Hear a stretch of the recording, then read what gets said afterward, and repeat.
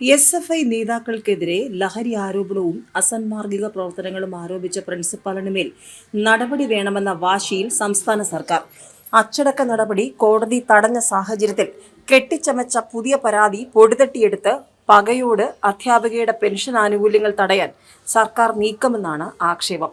Kasaragod government കോളേജിൽ SFI വിദ്യാർത്ഥികളുടെ നേതൃത്വത്തിൽ ലഹരി ഉപയോഗം വ്യാപകമാണെന്നും അസാന്മാർഗിക പ്രവർത്തനം നടക്കുന്നുവെന്നും തുറന്നു പറഞ്ഞതിന്റെ പേരിൽ എസ്.എഫ്.ഐയുടെ സമ്മർദ്ദത്തിന് വഴങ്ങി സ്ഥലം മാറ്റിയ കാസർഗോഡ് ഗവൺമെന്റ് കോളേജ് മുൻ പ്രിൻസിപ്പൽ ഡോക്ടർ എം രമയ്ക്ക് നൽകിയ കുറ്റപത്രം ഉൾപ്പെടെയുള്ള വകുപ്പുതല അന്വേഷണം ഹൈക്കോടതി ഡിവിഷൻ ബെഞ്ച് സ്റ്റേ ചെയ്ത സാഹചര്യത്തിൽ കെട്ടിച്ചമച്ച മറ്റൊരു പരാതിയിന്മേൽ സർവീസിൽ നിന്നും വിരമിക്കുന്ന അവസാന പ്രവൃത്തി ദിവസം പുതിയൊരു കുറ്റപത്രവുമായി സർക്കാർ. അധ്യാപികയുടെ പെൻഷൻ ആനുകൂല്യങ്ങൾ ഏതു വിധേനയും തടയുക എന്നത് മാത്രമാണ് തിരക്കിട്ട് നൽകിയ കുറ്റപത്രത്തിന് പിന്നിലെന്നാണ് ആക്ഷേപം. CPM സംഘടനയുമായി എതിർത്ത് നിന്നതിന്റെ പേരിൽ KTU-VCയുടെ താൽക്കാലിക ചുമതല വഹിച്ചിരുന്ന engineering college principal doctor Sisa തോമസിന് വിരമിക്കുന്ന ദിവസം കുറ്റപത്രം നൽകിയതിന് സമാനമായാണ് ഡോക്ടർ രമയ്ക്കെതിരായ നടപടി. സിസ തോമസിനെതിരെ സർക്കാർ സുപ്രീം കോടതി വരെ അപ്പീൽ നൽകിയെങ്കിലും സർക്കാർ നിലപാട് കോടതി തള്ളുകയായിരുന്നു. വിരമിച്ച് 1 വർഷം കഴിഞ്ഞിട്ടും പെൻഷൻ ആനുകൂല്യങ്ങൾ അനുവദിച്ചിട്ടില്ല.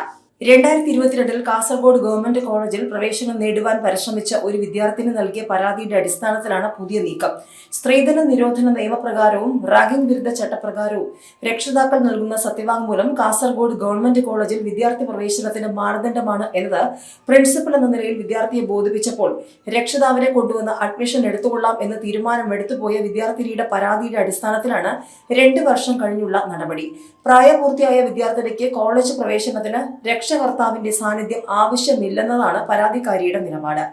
ലഹരി ഗവൺമെന്റ് കോളേജിൽ വ്യാപകമാണ് എന്ന റിപ്പോർട്ട് ഉള്ളതിനാൽ രക്ഷിതാക്കൾ അഡ്മിഷൻ സമയത്ത് നിർബന്ധമായും കോളേജിൽ എത്തണമെന്ന PTA തീരുമാനവും എടുത്തിരുന്നു. എന്നാൽ പരാതി നൽകിയ വിദ്യാർത്ഥി കാസർഗോഡ് ഗവൺമെന്റ് കോളേജിൽ താൽക്കാലികമായി പ്രവേശനം നേടുകയും ചെയ്തിരുന്നു. വിദ്യാർത്ഥിയുടെ ഉയർന്ന ഓപ്ഷനായുള്ള തലശ്ശേരി ബ്രണ്ണൻ കോളേജിൽ പിന്നീട് വിദ്യാർത്ഥിനി പ്രവേശനം നേടുകയും ചെയ്തു.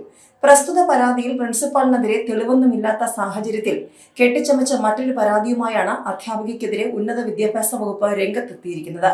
SFI നേതാക്കളുടെ സമ്മർദ്ദങ്ങൾക്ക് സർക്കാരും വകുപ്പ് മന്ത്രിയും വഴങ്ങുന്നതാണ് അക്കാദമിക് മേഖലയുടെ നിലവാര തകർച്ചയ്ക്കും കോളേജുകളിലെ അച്ചടക്ക രാഹിത്യത്തിനും കാരണമാകുന്നതെന്ന് സേവ് യൂണിവേഴ്സിറ്റി ക്യാമ്പയിൻ കമ്മിറ്റി അഭിപ്രായപ്പെട്ടു.